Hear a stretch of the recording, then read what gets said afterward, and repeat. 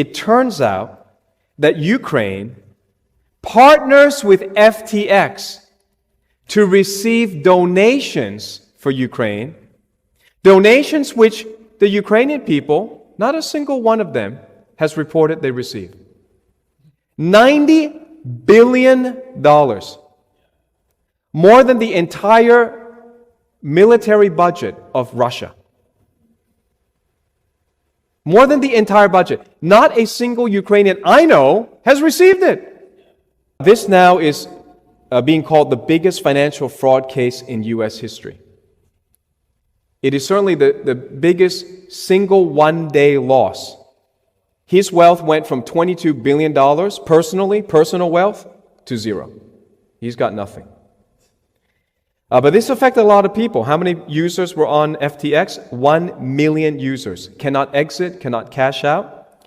Their accounts are frozen. The investors had put in around $1.8 billion in the past 3 years. That's gone. And you're talking about some big names. Some of the biggest losers are SoftBank, Sequoia Capital, the Singapore government's investment arm called Temasek, and of course the Ontario's Teachers Union. So teachers tend to be left-wing, so they followed this left-wing crowd. So this company that was valued at $32 billion is pretty much close to zero right now. Many people were duped, or they were in on it. And it's hard to imagine that they could be duped because it's so obvious, the connections. It's so obvious, the kickbacks, the paybacks. SBF connects Ukraine, the World Economic Forum, the SEC, the Democrats, and even Joe Biden. So we're going to have to go back a few months and go back to a picture that was remarkable to me. We were told one day in May 2022 that Nancy Pelosi would take 6 Democrats from Congress and go visit Ukraine. Now, when this happened, my spirit perked up. And I asked the question, why? And then I wrote a blog on Substack, and I said this. Nancy Pelosi had no power to resolve the conflict there. Her mission was not announced. She had no reason to be there. Nobody sent her. Why was the highest-ranking member of the U.S. House of Representatives meeting with the Ukrainian Prime Minister, Volodymyr Zelensky? Why? And the only conclusion, the plausible answer, is that they had some things to say off record. It couldn't be by phone. It couldn't be recorded in an email. So my question is, what was whispered in those private European rooms? Here's how it worked.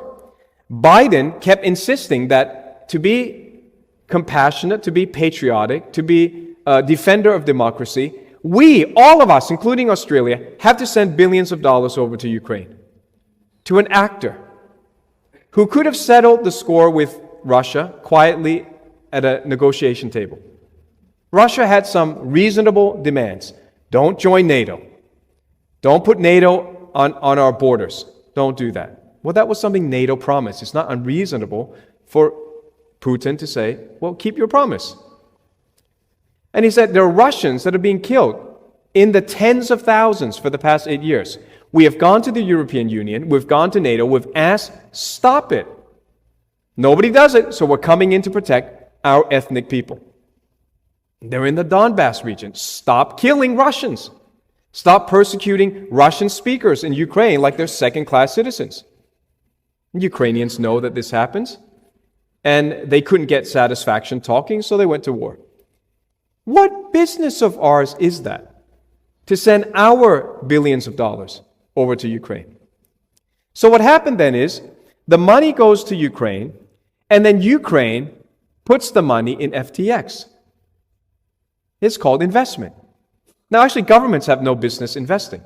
Governments should protect the border, defend us from enemies, and then leave us alone. There's no mandate for governments to invest for us. But they do, because people have become ignorant. We've become dull, mentally dull. They invest in FTX. FTX then, we know for sure, sends the money to the Democratic Party and what's called the super PACs. These guys bundle up money. Instead of taking just one or two donations, they bundle up millions of dollars, hundreds of millions, and they give it to the candidate. And they're spending billions of dollars. Beto O'Rourke spent $200 million. Chump change for politicians. Imagine, that's like a jackpot in the lottery.